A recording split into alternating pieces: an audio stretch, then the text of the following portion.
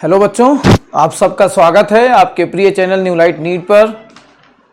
बच्चों, कल 15 मई को आपका नीट टेस्ट नंबर 18 हुआ था और केमिस्ट्री के जो मोस्ट डाउटफुल क्वेश्चंस हैं उनका वीडियो एनालिसिस लेकर मैं आपके सामने हाजिर हूं। एज यूजुअल आप जानते हो कि हर बार हम लोग डिस्कशन करते हैं डाउटफुल क्वेश्चन का, और मैं हमेशा आपसे एक बात कहता हूं कि कभी भी आने वाले वक्त में अगर ऐसे क्वेश्चन आए तो वो गलत नहीं होने चाहिए। इस बार भी मैं आपसे यही कह रहा हूं कि आपकी अप्रोच अगर अच्छी है तो आपके क्वेश्चन गलत नहीं होंगे। और बाय द वे टेस्ट में गलत हो रहे हैं तो यहां पर एनालिसिस कर दिया जाता है, जो बातें होती हैं बता दी जाती हैं, ठीक है ना। तो आपको बहुत अच्छा परफॉर्म करना है और अगर गलतियां हो रही हैं तो उनमें आपको सुधार करना है। आपको देखना है क्या मिस्टेक हो रही हैं और इन फ्यूचर वो गलतियां ना हो, उसके लिए आपको तैयार रहना है। तो चलिए शुरू करते हैं। क्वेश्चन नंबर 55, इन्वर्ट शुगर की बात हो रही है। तो देखिए, केन शुगर का इन्वर्जन इन्वर्टेज से कराने पर कहते हैं कि ये दोनों मिल जाते हैं। इन्वर्टेज शुगर है क्या? तो mixture of glucose and fructose in equimolar quantities है, ठीक है ना। हमेशा याद रखिएगा, ये एक ऐसा सवाल है क्योंकि बायोमॉलिक्यूल्स का है।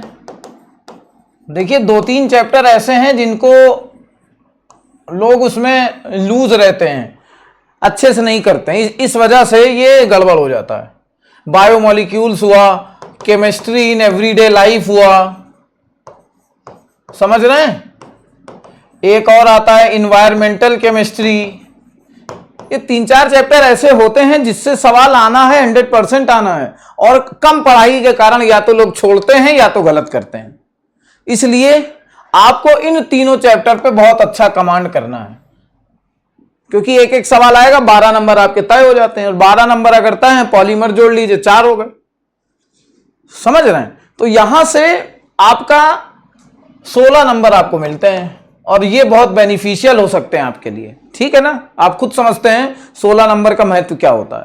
तो यहां पर invert sugar, mixture of glucose and fructose in equimolar quantities, 4th option होगा। और मैं उम्मीद करता हूं कि आप जो बातें मैंने आपको बताई है आप इसका पालन करेंगे। ये जो 3 और इसमें पॉलीमर भी मैं लिख दे रहा हूं, ये जो चैप्टर हैं इनसे आप इनको अच्छे से देखिए, और कहीं कोई दिक्कत होती है तो पूरी टीम न्यू लाइट आपके साथ है, आप पूछ सकते हैं, ठीक है। चलिए,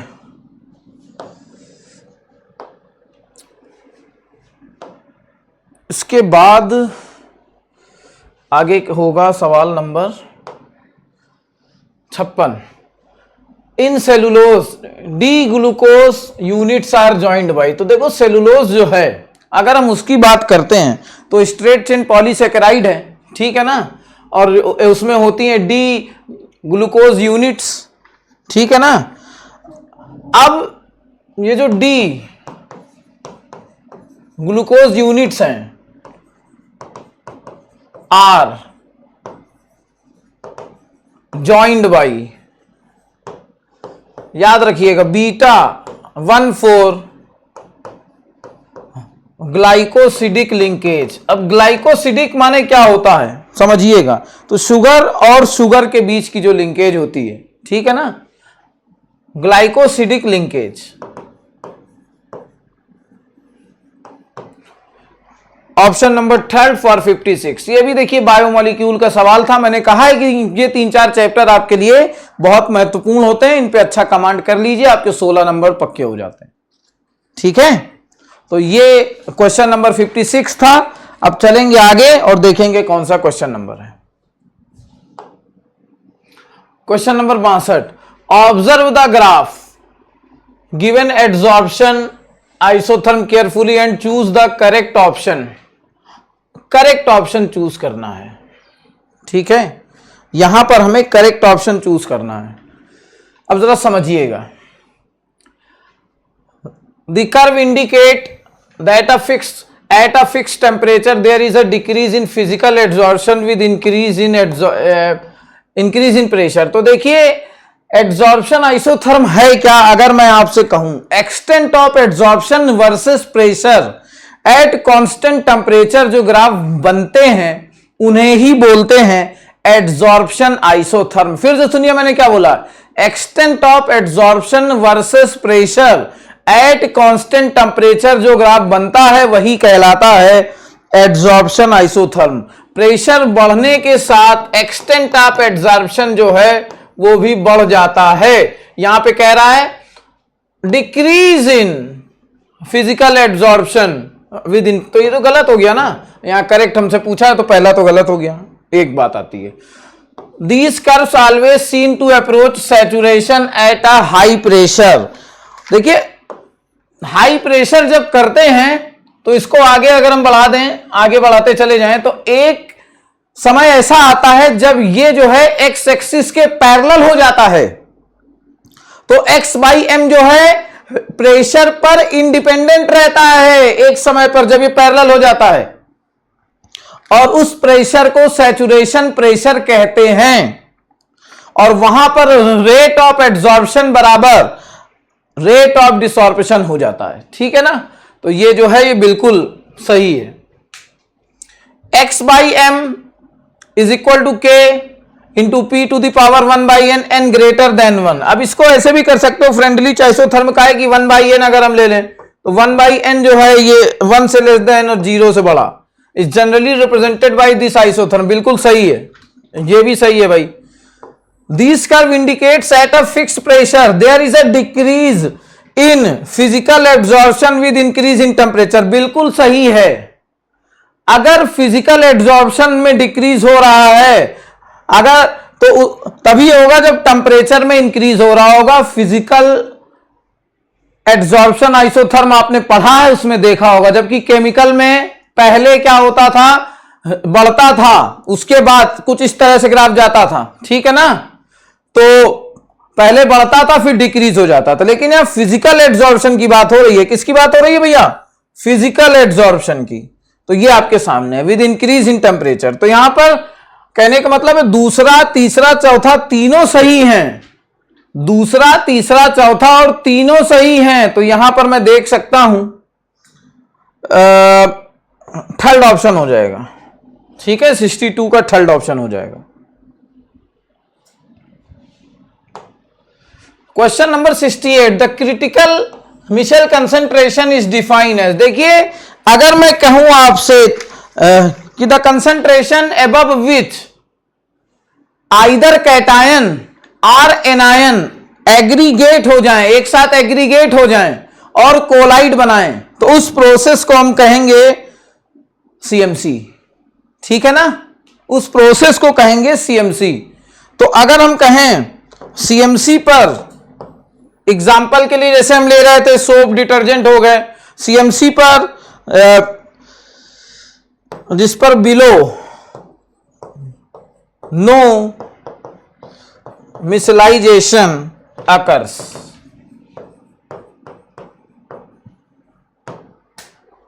जिसके नीचे कोई भी मिसलाइजेशन अकर नहीं होता था, और मैंने वो तो तुम्हें बता ही दिया है कि सीएमसी जो है कंसंट्रेशन है जिस पर कैटायन हो या फिर एनायन हो एग्रीगेट होकर कोलाइड बनाते हैं। ठीक है ना, और सीएमसी कहलाते हैं। तो यहां पर अगर चारों ऑप्शन में देखोगे तो सिर्फ पहला ऑप्शन है the concentration at which micellization start. ठीक है, 68 का फर्स्ट ऑप्शन हो जाएगा, 68 का फर्स्ट ऑप्शन। क्वेश्चन नंबर 71 की बात हो रही है भाई। अच्छा सवाल है, काफी अच्छा सवाल है, इसीलिए कई बच्चों का गलत भी है।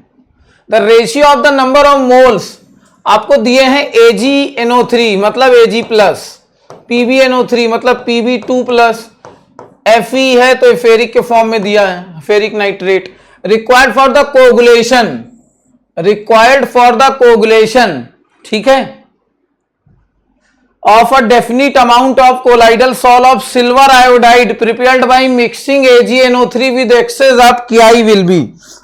देखिए अगर AgNO3 से हम रिएक्शन करा देंगे Ki की तो AgI बनेगा। ठीक है ना, अब यहां पर एक बात मैं आपसे करना चाहता हूं, आप सब ने हार्डी सुलजे लॉ पढ़ा हुआ है, ठीक है ना, तो कोगुलेटिंग पावर की बात अगर हम करें इन तीनों में, अगर हम इन तीनों में बात करते हैं कोगुलेटिंग पावर की, तो सबसे ज्यादा किसकी होगी कोगुलेटिंग पावर? +3 वाले की, फिर +2 वाले की, और सबसे कम किसकी होगी? +1 वाले की।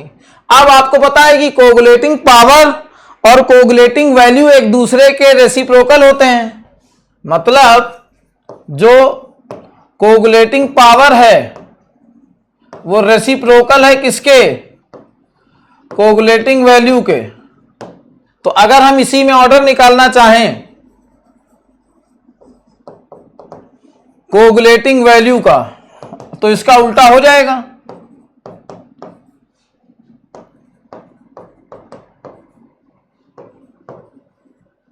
ठीक, अब इसको अगर हम ऐसे लिखना चाहें Ag+ सबसे ज्यादा, फिर Pb2+ और फिर Fe3+, तो कोई दिक्कत तो है नहीं, बात तो वही है ना भैया।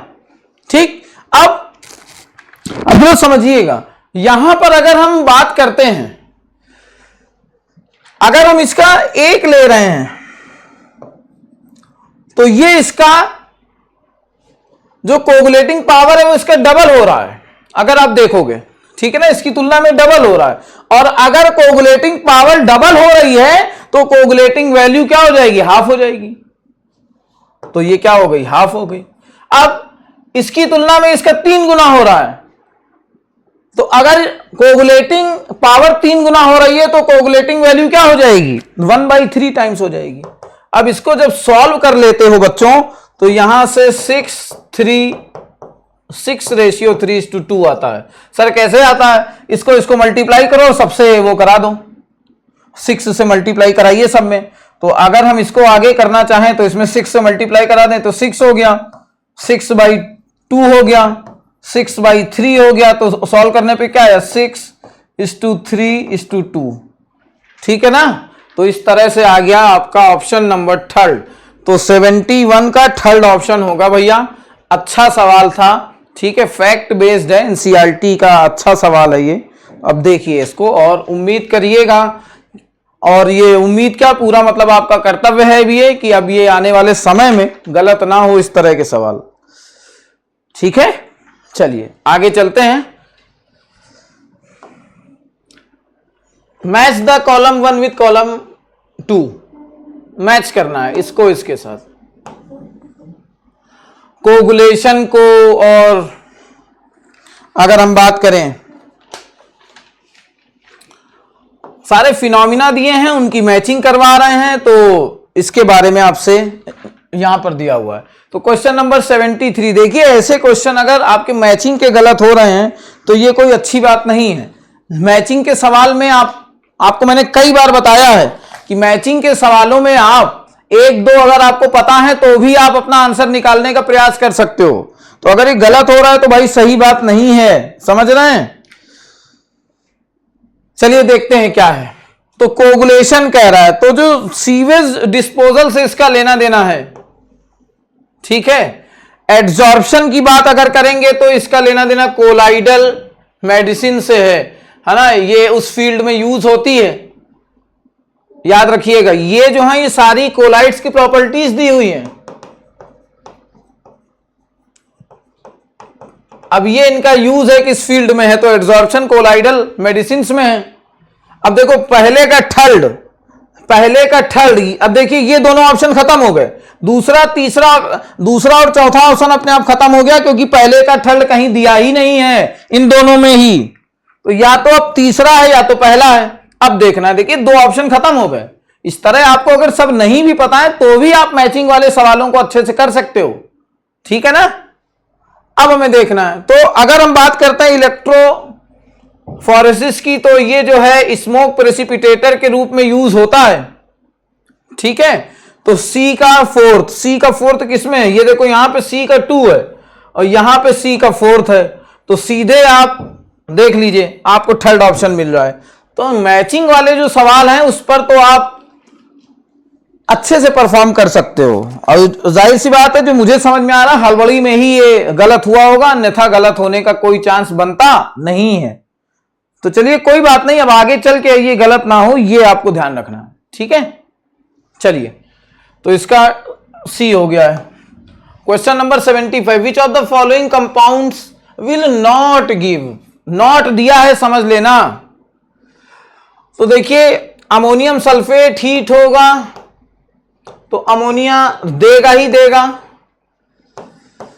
यूरिया है देगा ही देगा, अमोनियम नाइट्राइट दिया है अगर तो ये नाइट्रोजन देगा और साथ साथ दे देगा वाटर, ये नाइट्रोजन देगा भाई, क्या देगा ये नाइट्रोजन देगा, याद रखिएगा इसको। और ये अमोनियम क्लोराइड है, ये भी NH3+HCl दे देगा। तो इसमें थर्ड ऑप्शन जो है 75 का जो थर्ड ऑप्शन है ये नाइट्रोजन दे रहा है और वाटर दे रहा है। तो हम बोल सकते हैं कि अमोनियम नाइट्राइट जो है वो हीट होने पर नाइट्रोजन और वाटर ही देता है, अमोनिया नहीं देता है। तो यहां पर जो है थर्ड ऑप्शन इसका हो जाएगा क्वेश्चन नंबर 75 का। बात करते हैं क्वेश्चन नंबर 78 की। व्हाइट फास्फोरस को जब हम हीट करते हैं 473 केल्विन पे हाई प्रेशर पे तो क्या होता है। देखिए सबसे सरल जो बात है यहां पर वो मैं आपसे करूंगा। आपने एलोट्रोप्स पढ़े फास्फोरस के और अलग अलग एलिमेंट्स के, तो उसमें प्रिपरेशन मेथड में आपको रिएक्शन करवाई गई है, उनको आपको ध्यान से देखना है। फास्फोरस अब इनमें स्टेबिलिटी और इनके एलोट्रोप्स में रिएक्टिविटी का ऑर्डर आपको पता होना चाहिए। मान लीजिए इस बार तो ऐसा सवाल आया है आगे चल के रिएक्टिविटी और स्टेबिलिटी से रिलेटेड कोई सवाल आ जाए तो कम से कम आपका गलत ना हो। इनऑर्गेनिक के क्वेश्चंस में तो आपका एक कर्तव्य बनता है कि बहुत अच्छा परफॉर्मेंस होना चाहिए, ठीक है। तो यहां पर कह रहा है अगर व्हाइट फास्फोरस को हम हीट करते हैं, व्हाइट फास्फोरस को हीट करेंगे तो या ब्लैक फास्फोरस बनेगा अब, लेकिन अल्फा है कि बीटा है ये देखना है। तो कहते हैं कि व्हाइट फास्फोरस को अगर हम 200 डिग्री सेल्सियस पे हाई प्रेशर पे लेते हैं तो ये हमेशा बनाता है क्या, बीटा ब्लैक फास्फोरस। साथ साथ ये भी कहते हैं कि अगर रेड फास्फोरस की बात करते हैं, रेड फास्फोरस को हम हीट करेंगे, है ना, व्हाइट फास्फोरस को अगर हम 200 डिग्री सेल्सियस पर हीट करेंगे तो बीटा ब्लैक, अगर रेड फास्फोरस को हम हीट करेंगे 800 केल्विन से ऊपर, एबव 800 केल्विन, तो यहां से हमेशा बनेगा अल्फा ब्लैक फास्फोरस। क्या बनेगा, अल्फा ब्लैक फास्फोरस बनेगा। तो हमें यहां पे चाहिए क्या था, व्हाइट फास्फोरस वाली बात है। तो 78 का सेकेंड ऑप्शन जो होगा वो करेक्ट ऑप्शन होगा। 78 का second option will be the correct option, ठीक है। ऑन हीटिंग KClO3 बहुत फेमस है, बहुत ज्यादा फेमस है। पोटेशियम क्लोरेट ऑक्सीडेशन नंबर +5, यहां पर हालांकि उसकी बात नहीं कर रहा है। अगर इसको हीट कर देंगे तो क्या होगा, बहुत छोटी क्लासेस से आपको पढ़ाया जाता है कि ये देगा KCl और ऑक्सीजन, KCl और ऑक्सीजन देगा। भैया ऐसे सवाल नहीं गलत होने चाहिए, ठीक है ना, इन फ्यूचर अब गलत ना हो ऐसे सवाल, ठीक। तो यहां पर अगर ये क्वेश्चन है तो इसका आंसर क्या है, सेकंड है। 82 का बच्चों सेकंड ऑप्शन है, ठीक। 82 का सेकंड ऑप्शन। अच्छा सवाल तो मैं नहीं कहूंगा, बहुत सरल सवाल कहूंगा, ठीक। चलिए एक सवाल रह जाता है, कौन सा, आगे देख लेते हैं। Which of the following assumption is incorrect for KTG? KTG के लिए कह रहा है। देखिए KTG बहुत इंटरेस्टिंग टॉपिक है, आपने पढ़ा है, वहां पर आपने एक चीज देखी है कि KTG में जो assumptions हैं, जो postulates हैं, उनका अपना रोल है। और यहां पर जैसे कह रहा है particles of a gas move in all possible directions, बिल्कुल हर डायरेक्शन में वो घूमते हैं, बिल्कुल ठीक बात है ना। इनकरेक्ट पूछ रहा है तो ये तो करेक्ट हो गया। All the particles at any particular time have same speed and same kinetic energy, बिल्कुल नहीं। जब वो ऑल डायरेक्शन में, ऑल पॉसिबल डायरेक्शंस में घूमेंगे तो आपस में टकराएंगे, ठीक है ना।